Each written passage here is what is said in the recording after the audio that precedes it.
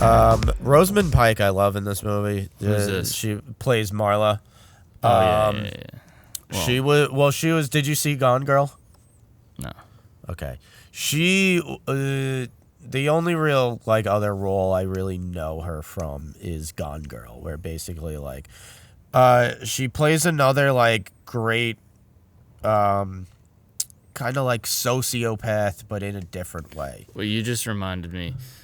Part of the other thing, too, that they reveal about her personality is that obviously her upbringing must have been fucked up, because she mentions, her mother comes up, and she, at least with the Russian mob Peter Dinklage character, you see that he still has a relationship and, right. has a capacity to love. Marla has no relationship with her mother. Yeah. She has, her girlfriend, she was my least favorite character by far.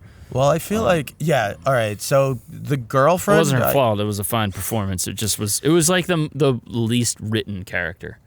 I feel like the girlfriend character, here's where I kind of see with that. Also, the wardrobe choices were, killing me. Just okay, we get it. She's the edgy, it was just who did... I don't know. It just was trying too hard, in my opinion. All right, so the girlfriend character... I'm going to fuck all these people over with my checkered Vans on. All right. The girlfriend character I kind of see of, it's Marla's attempt to kind of, be human.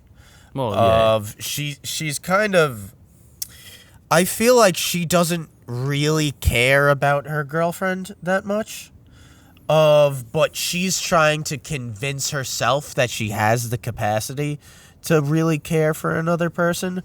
Because if you look at their relationship, Marla's the one making all the decisions. It's not that's what I'm saying. She was underwritten. She doesn't do anything. Right, but I feel like that's kind of the purpose of just Marla has this girlfriend because she's trying to convince herself or trying to convince whoever that she's not a stone cold sociopath, that she does have the ability to show compassion to another person. But then if you look at their relationship, it is more business than anything, and it's not Marla really. There's one real half-baked sex scene.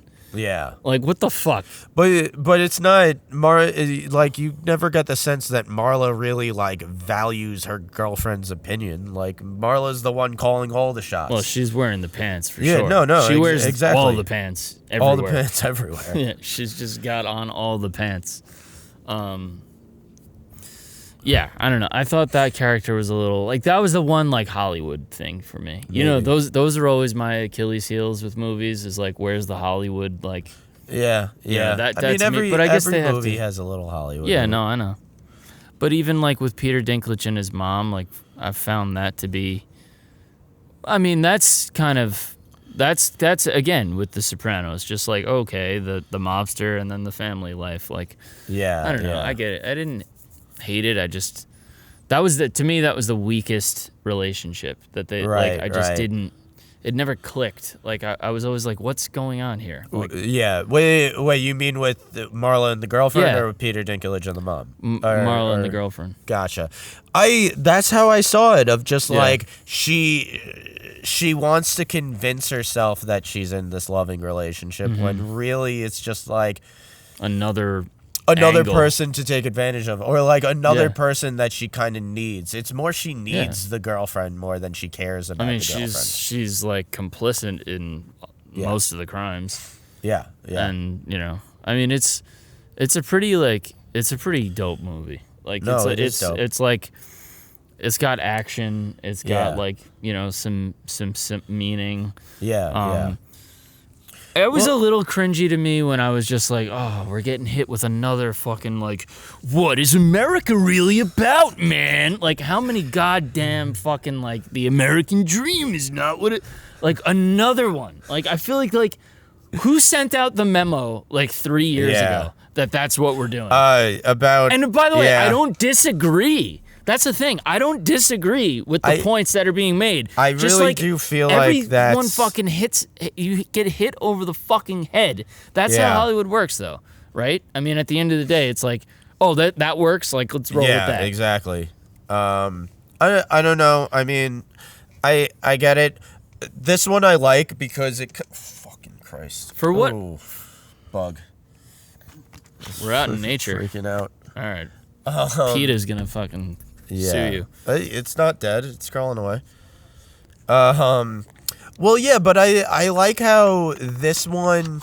It's different because I see it of just like it kind of combines like that sorry to bother you of just like this is America and like capitalism's fucked up and everything, but it's also has a bit of like the Made in America angle of just like Scarface or like Wolf of Wall Street, where it's just like people willing to do terrible things to get ahead because that's what you have to do, and because they're not concerned with morality or what the right thing to do is, because they realize that the right thing to do like is subjective, and it's just like if whatever's going to get you ahead, that's what that's what you have to move towards.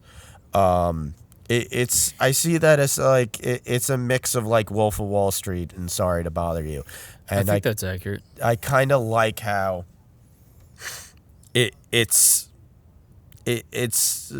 showing it in a different angle, or at least it has like a somewhat different message. It's a fun movie, first and foremost. It's all right. This is what I'll say. It's, and I said this in my breakdown of just like it's the Made in America where you can't ignore the cruelty. In Scarface, he's a drug dealer, but you can you can almost ignore the cruelty of drug dealing in Scarface.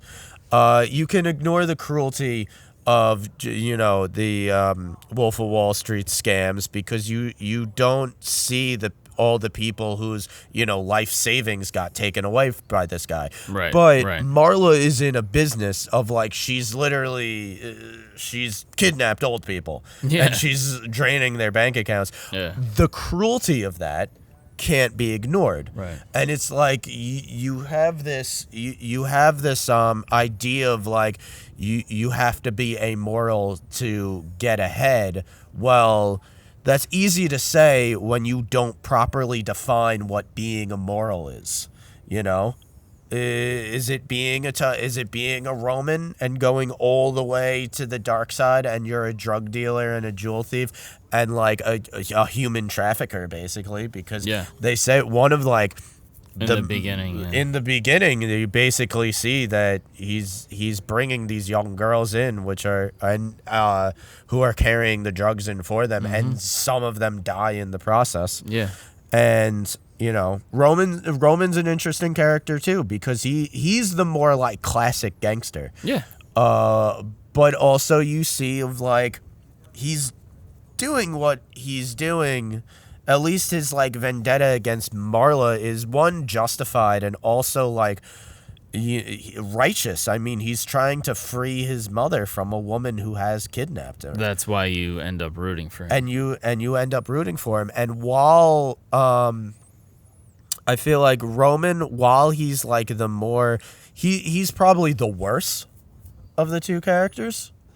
Arguably, I guess, yeah. I mean, he's more violent. He's definitely the more likable. Yeah, for sure. He's definitely the more likable, and I think that goes to two things: of he's the more classic gangster of and their crimes are usually pretty easy to ignore.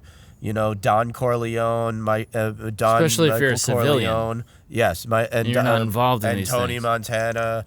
And Tony Soprano, their crimes are easier to ignore because they don't affect you. Yeah, I mean, they maybe do peripherally, but and two, because he's chaotic evil, not lawful evil. Exactly. He operates completely outside the law, and he's not using the legal system, the system designed to protect people, to enact cruelty on them. Right. And I feel like for those two reasons is why he's, technically, if this was real life, he might be the more evil of the two characters, but he's also the more likable of the two characters. Well said. Let's wrap this puppy up. All right.